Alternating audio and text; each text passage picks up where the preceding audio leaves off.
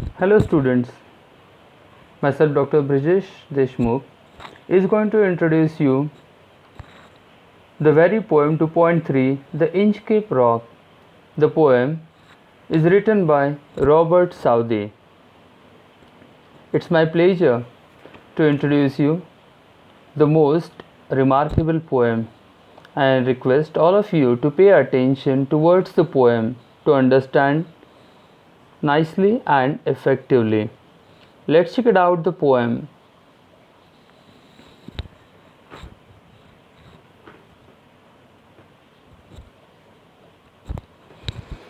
Before going to the poem, it's our prior duty to highlight on the life of poet. The poet of the Inchcape Rock is Robert Southey. His period was 1774 to 1843. He was born in Bristol, which is in England. He was the son of draper. Draper means cloth seller. He took his education from Westminster School and Balliol College from Oxford. He won the laureate. Laureate means fame, publicity of poet in England in period of 1813 to 1843. His The Scholar, The Battle of Blenheim, Bishop Hatto and The Inchcape Rock remain very popular. Now, let's have a light on the glimpses of the background, the Inchcape Rock. About the poem.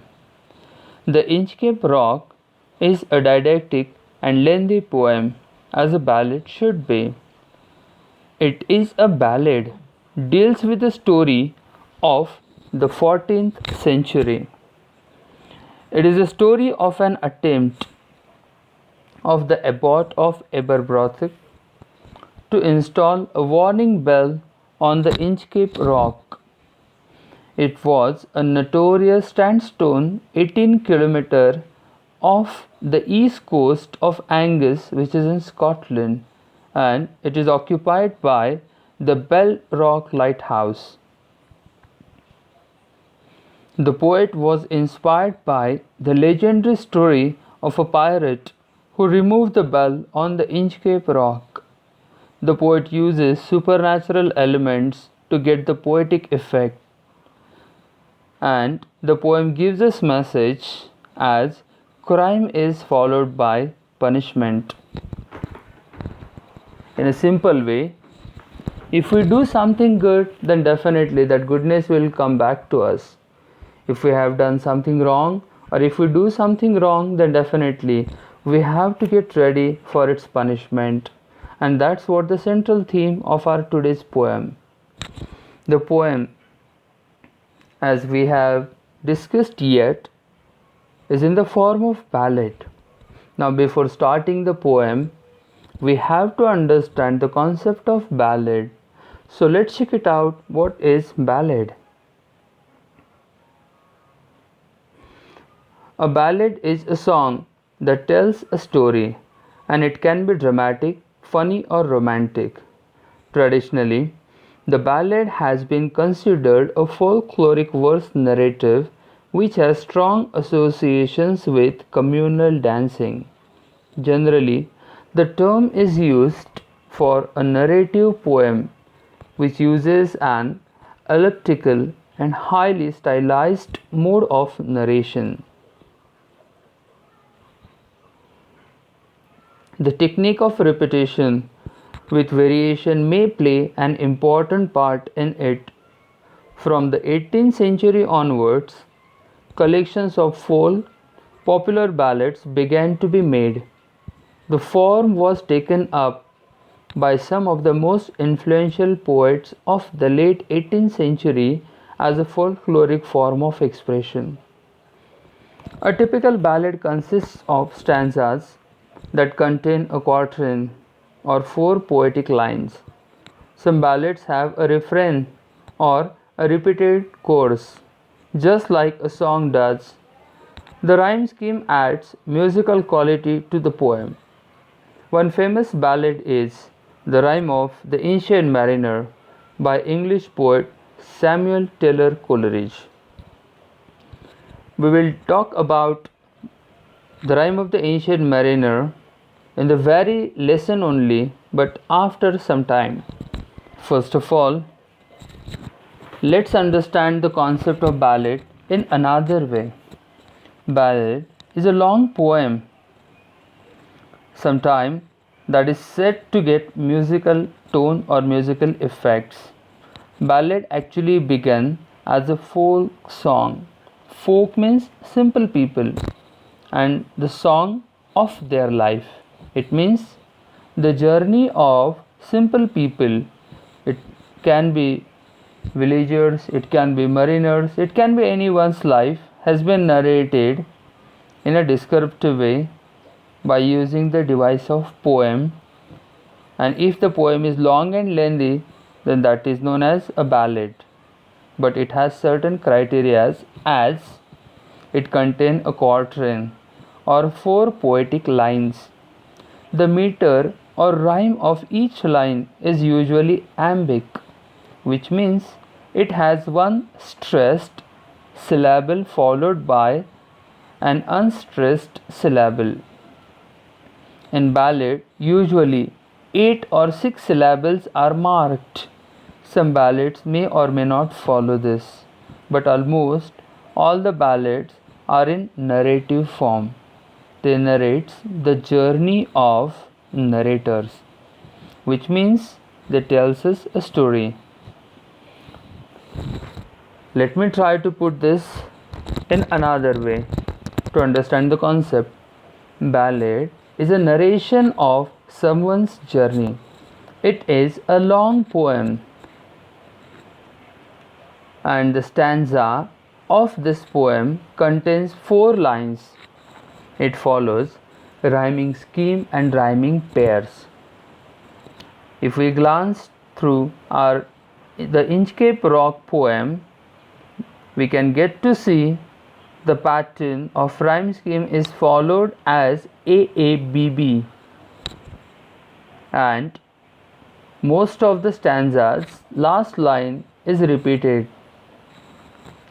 So ballad contains repetition and more than that rhyming scheme and rhyming patterns. Now I am sure that you must have understood the concept of ballad.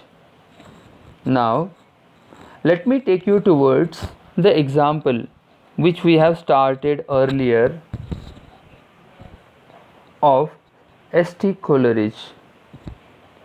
The poem of S.T. Coleridge, The Rime of Ancient Mariner, and our poem, The Inchcape Rock, they are having the similarities of ballad, and both delivers a message. Before committing any action or before doing anything, we need to think, and that's what has been drafted through the poem of the Inchcape Rock as well as the Rime of the Ancient Mariner. Let me take you towards the poem, The Rime of the Ancient Mariner. In the very poem, Coleridge has explained the journey of sailor, the mariner, who started his journey along with his crew with a happy mood. Everything seems to be so fine on that subsequent day. Everyone had number of the plans that they might have decided to catch good jobs in an upcoming time, and after doing their jobs they might had planned to visit their houses with the merry mood, but everything seems to be turned through the ballad of the Rime of Ancient Mariner. As their ship started sailing in a vast sea, the mariner notices that a huge bird is flying above their ship, and some hollow men from the ship of mariner. They are busy with playing with the bird, or they are feeding that bird, and the action of his hollow man makes him angry, and the mariner shoots that albatross with his air bow. In an ancient time, it was a folk tale, a story, a myth that albatross is a holy bird. It's a messenger of God, and according to mariners, it helps them the time they lost their direction, they lost their way in the sea. By following the bird, the mariner, the shipman, or the ship can reach up to the shore. But here, without any thought, that mariner shoot at that albatross, and now he is happy with his action, as he is happy just because his crew members now will not get distracted from their work, so that's why he was happy.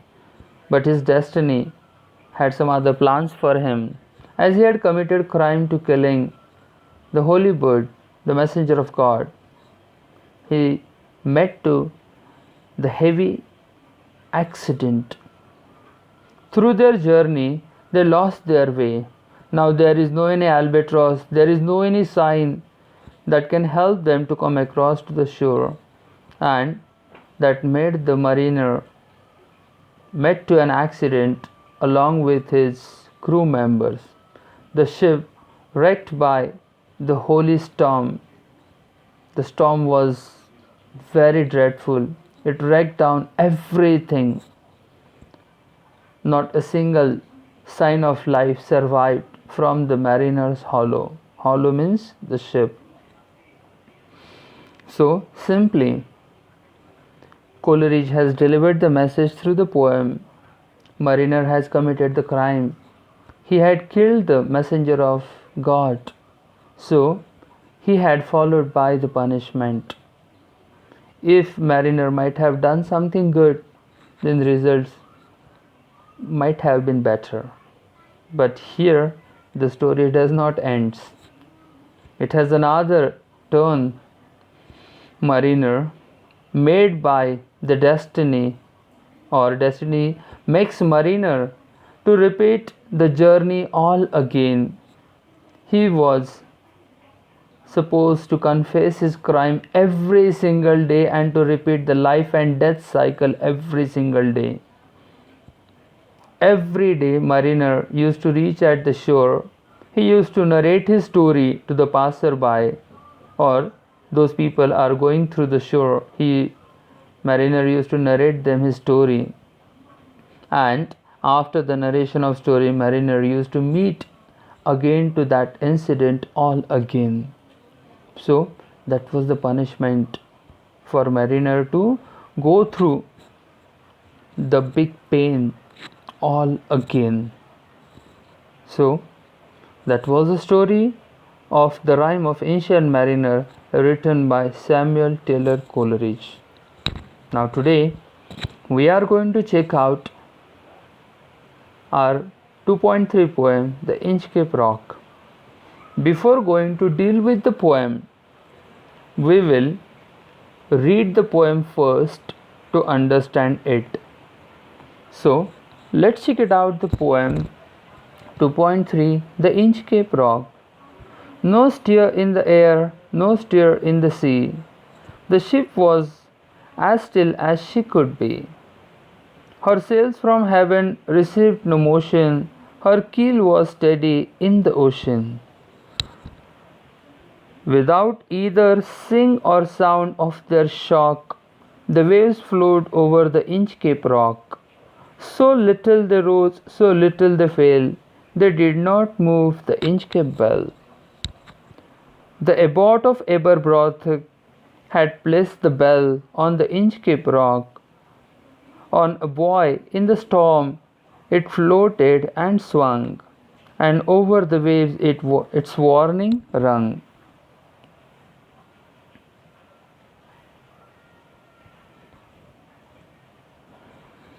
When the rock was hit by the surge's swell, the mariners heard the warning bell, and then they knew the perilous rock, and blessed the abbot of Aberbrothock. The sun in heaven, the sun in heaven was shining gay. All things were joyful on that day. The seabirds screamed as they whirled round, and there was joyance in their sound. The boy, the boy of the Inchcape Bell was seen, a darker scape on the ocean green. Sir Ralph the rover walked the deck, and he fixed his eyes on the darker speck. He felt the cheering power of spring. It made him whistle, it made him sing. His heart was mirthful to excess, but the rover's mirth was wickedness. His eye was on the Inchcape float. Quoth he, my men, put out the boat and row me to the Inchcape rock, and I will plug the abbot of Aberbrothock. The boat is lowered, the boatmen row, and to the Inchcape rock they go. Sir Ralph bent over from the boat, and he cut the bell from the Inchcape float. Down sunk the bell with gurgling sound. The bubbles rose and burst around. Quoth Sir Ralph, the next who comes to the rock won't bless the abbot of Aberbrothock. Sir Ralph the rover sailed away. He scoured the seas for many a day, and now grown rich with plundered store, he steers his course for Scotland's shore. So thick a haze overspreads the sky, they cannot see the sun on high. The wind hath blown a gale all day, at evening it hath died away. On the deck the rover takes his stand, so dark it is they see no land. Quoth Sir Ralph, it will be lighter soon, for there is the dawn of the rising moon. Canst hear, said one, the breakers roar. The methinks we should be near the shore. Now where we are, I cannot tell, but I wish I can hear the Inchcape bell.